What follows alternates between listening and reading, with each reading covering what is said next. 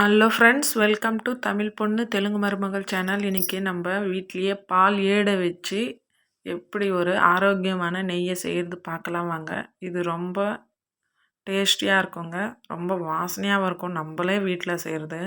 அதுக்கு முதல்ல நம்ம பால் காய்ச்சும் போதெல்லாம் அது பால் காய்ச்சி ஆற விட்ட பிறகு வர ஏடை நம்ம எடுத்து வச்சுக்கணுங்க, சேர்த்து வச்சுக்கணும். கொஞ்சம் கொஞ்சமாக இருந்தாலும் அதை சேர்த்து வச்சுக்கோங்க. நான் ஒரு 2 வாரத்துக்கு சேர்ந்த போல் அந்த ஏடை வச்சு நெய் காசினேங்க.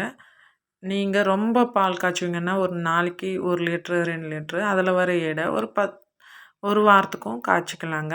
நான் உங்களுக்கு ஒரு வாட்டி காமிச்சேங்க, நான் எப்படி எடுத்து வைக்கிறேன்ட்டு பாருங்கள். இது மாதிரி எடுத்து வச்ச ஏடு ஒரு 15 நாளுக்கு எடுத்து வச்சு ஃப்ரிட்ஜில் வச்சுடுவாங்க. தினமும் எடுக்கிற ஏடை எடுத்து சேர்த்து வச்சு ஃப்ரிட்ஜில் வச்சுடுவேன். அதை நம்ம இப்போ நெய் காய்ச்சிக்கலாம். இப்போ ஒரு அடிகனமான பாத்திரம் எடுத்துக்கணுங்க, அதில் ஊற்றி நம்ம காய்ச்சிக்கலாங்க. இது ரொம்ப சிம்பிளுங்க, ஆனால் அதை நம்ம எடுத்து சேர்த்து வச்சுக்கணும். ஏடு பால் காய்ச்சும் போதெல்லாம் நம்ம மறந்துடாமல் எடுத்து சேர்த்து வச்சுக்கலாம். பாருங்கள், இது மாதிரி நல்லா காய்ச்சணுங்க. டைம் எடுக்குங்க கொஞ்சம். அது பாருங்கள், நான் கீழே அடி பிடிச்சிடும்ன்ட்டு கலரிக்கிட்டே இருக்கேன். பாருங்கள், நம்மளுக்கு நெய் மேலே எப்படி இதுவாகுது, எண்ணெய் பிரிஞ்சு வர மாதிரி நெய்யும் பிரிஞ்சு வருது பாருங்கள்.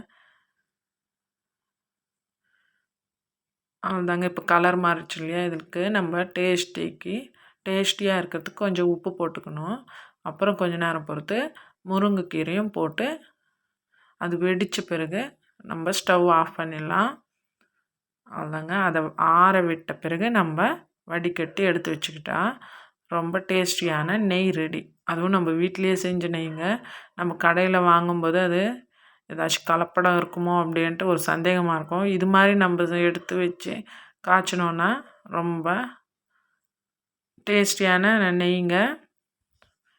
எந்த கலப்படமும் இல்லாமல் சுத்தமான நெய். பாருங்கள், வடிகட்டிக்கலாங்க.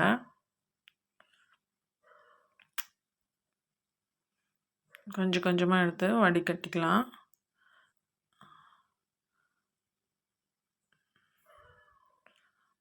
அதெல்லாம் வடிகட்டின பிறகு லாஸ்ட் பாருங்கள், அது நல்லா அமுக்கணுன்னா அதிலேருந்து கூட வரும் நெய். பாருங்கள், அமுக்கும்போது பாருங்கள் நெய் அதில் வருது. அவ்வளோதாங்க, 2வது வாட்டி கொஞ்சம் வடிகட்டிக்கலாம். அதில் ஏதாச்சும் விழுந்துட்டு இருந்தால் அதுவும் இதில் ஃபில்ட்ரு ஆகிடும். பாருங்கள், அவ்வளோதாங்க, ரொம்ப டேஸ்டி அண்ட் ஹெல்தி நம்ம வீட்லேயே செஞ்ச நெய். ஒரு வாட்டி செஞ்சு பாருங்கள், ரொம்ப டேஸ்ட்டாக இருக்குங்க.